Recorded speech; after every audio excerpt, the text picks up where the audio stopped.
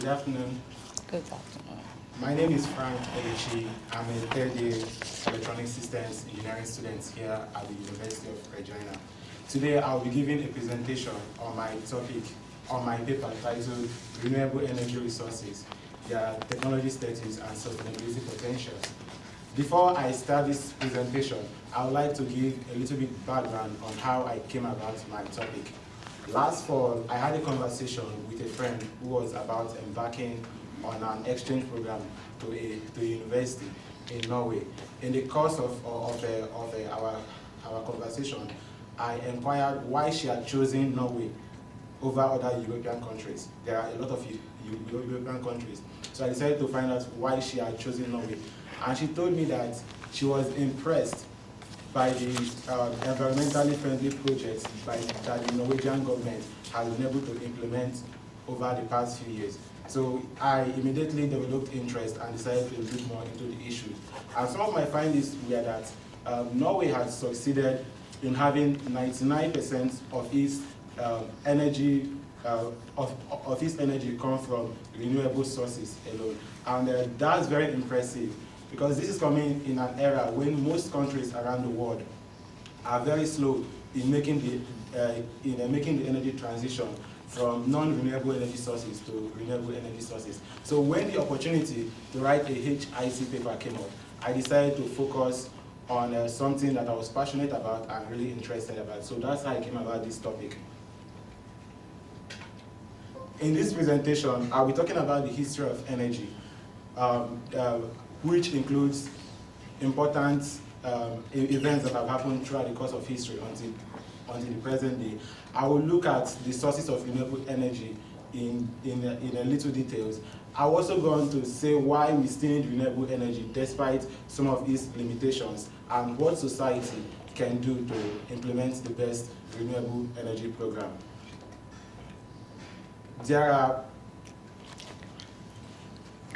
The history of energy dates back to 1770,000 BC, when man discovered how to make fire in modern-day Israel.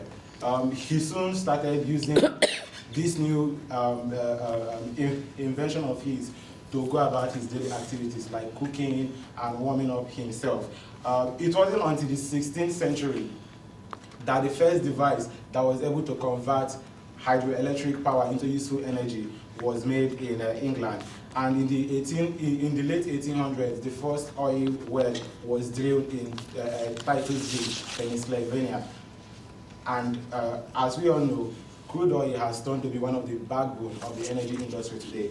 Other activities took place in 1950 up to the 1980s, when scientists finally discovered that the total reliance on a non-renewable energy sources is going to cause environmental damage.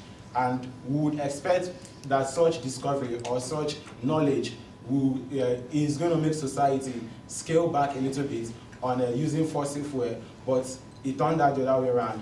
There was more demand for fossil fuel, and the data below just to the extreme left on the screen shows that demand in the turn of the millennium for petroleum products, which is a fossil fuel, has gone very high, and that's because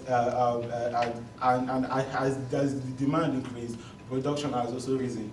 The same trend happened for coal, which is also another major source of non-renewable energy resources. As of today, demand for energy is bound to rise, because most developing countries like India, Nigeria, which has large populations, are yet to make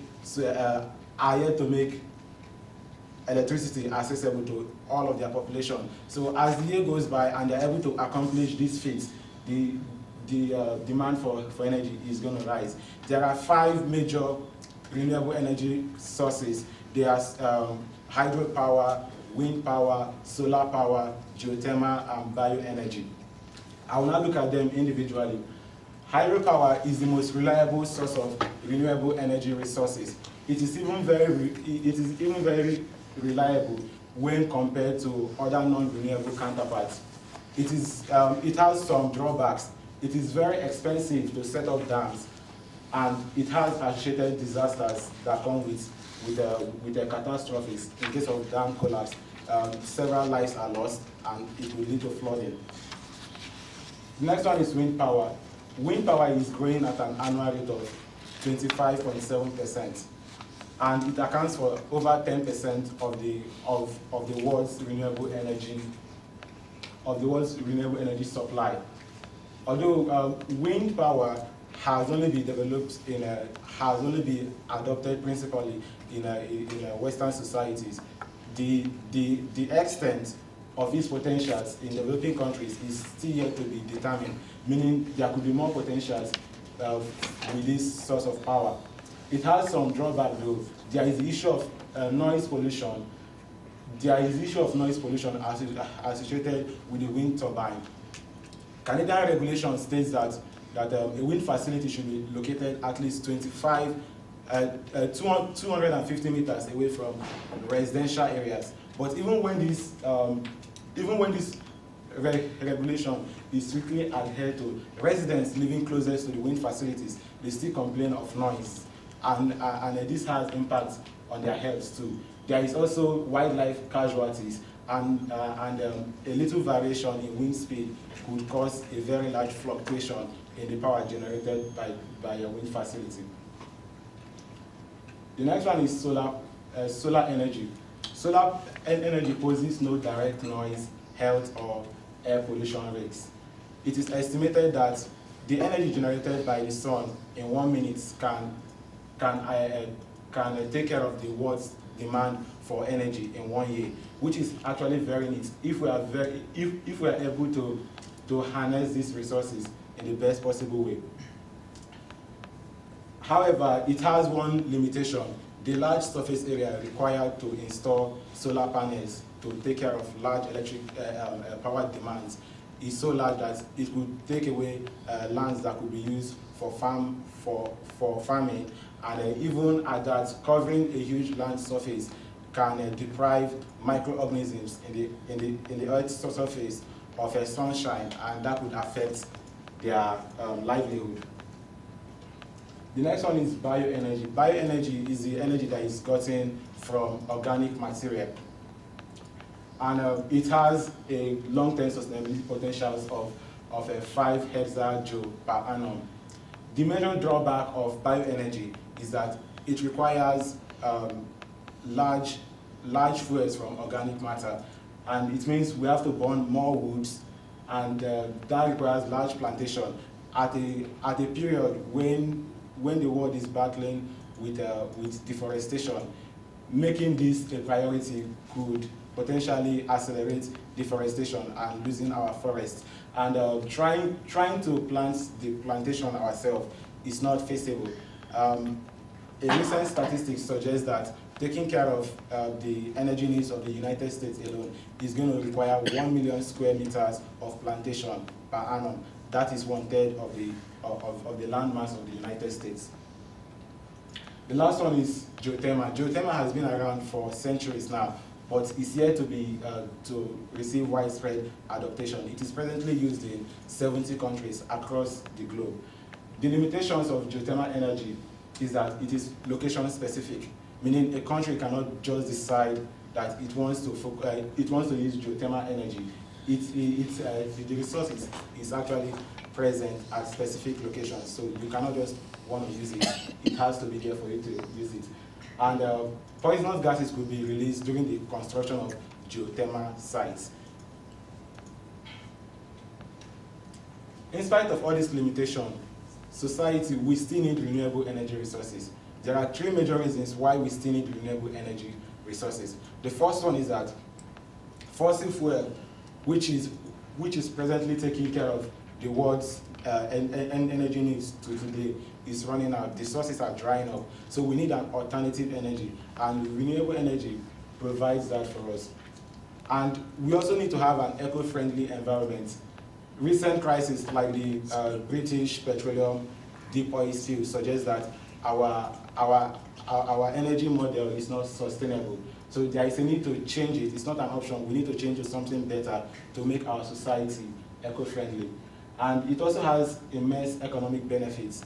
Germany has been taking a lead role in implementing energy from sustainable sources.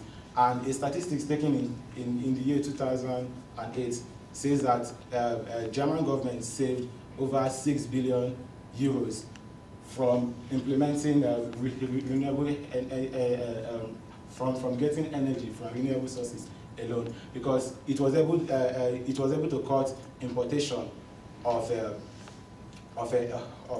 energy from other countries, and it also succeeded in creating more jobs. And that was the year where the economic meltdown was very adverse. The effects were very adverse. So what can society do to make sure that we are able to get or to incorporate renewable energy resources into our grid? First and foremost, we need to make the transition from non-renewable energy resources to renewable energy resources a priority. Nations that have achieved successful energy transition, this was their starting point. Nations like Norway, Lesotho, Albania, Denmark, Iceland, and so on. They made the transition to renewable energy resources a priority. It is only when we make this a priority that we are able to commit more funds towards research and energies, and we can surpass some of the limitations. Also, cities and municipalities should play an active role in the development of energies. In the case of Germany, it was recorded that the whole country had an overall goal, and this goal was split down into specific cities. So cities were able to set their own targets and personalize their own goals. So it was very effective. Making cities stakeholders makes the transition easier and more effective. And also, communication should happen between countries that are trailblazers and upcoming countries that hope to achieve, that hope to increase more and more of their energy supply gotten from renewable energy resources. So the conclusion, I would like to conclude by saying that renewable energy resources or getting our energy from renewable energy sources is very important and is very vital to building an eco-friendly society. Countries like Lesotho and the rest have shown that it is possible to get more and more of our energies come from renewable energy resources, and that the country does not need to be an economic superpower to achieve this. It just goes down to detailed planning and commitment. So I would like to acknowledge society to be cautious and quick in making the energy transition so that we can build a better world for ourselves. Thank you very much, Frank. Thank you. So, any questions we have? We could spend like 3 minutes for questions. Okay, that is wonderful, Frank. You give very good overview on renewable energy. You cover the major importance there. I have just a quick question for you. We're dealing with humanitarian, and I know all of these things is very important for human health and keep the sustainability. But have you thought about how can you transport any of those kind of energy? You can choose one of them. Any way to make it more accessible, transport to Second World War, world, yes? Like, or rural areas or places that they don't have energy for emergency, any way to make it more transportable? It's a difficult question, but yeah, you know, like, you have something to think of, you know, you can choose one of the type to make it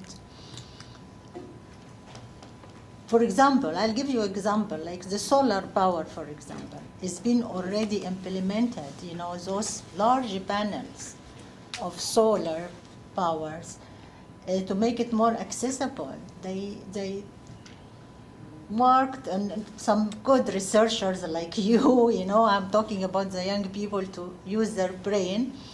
They thought about it, how do you make it, you know, more transportable, you know, for hospitals that they don't have power, or emergency, or second world, or, you know, they made it as a smaller panels. They call it suitcase solar panel. That means you fold it in a suitcase and you take it and fly with it and everywhere. After that, where you go, you just, and it's already implemented as a group of researchers in Berkeley University. Okay, so my answer to that would be, I was thinking about the soccer ball, a football.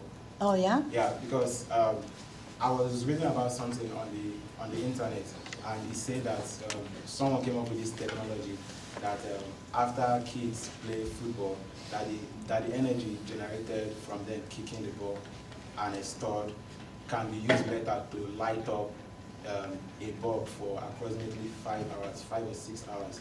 So thinking towards that line, I think it is we can do much more with that technology.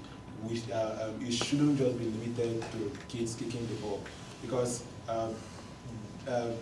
playing soccer in developing countries, when you kick the ball for a while, it loses its strength. So most times you have to keep the ball under the sun for it to get back its buoyancy and get back to its full size. So if we could get a device inside the soccer ball that why the soccer ball is being placed under the sun to expand and to actually expand back to its original shape, is also drawing energy and storing them, so that later in the night they can use it to light up their house or something. That would be something very good and portable.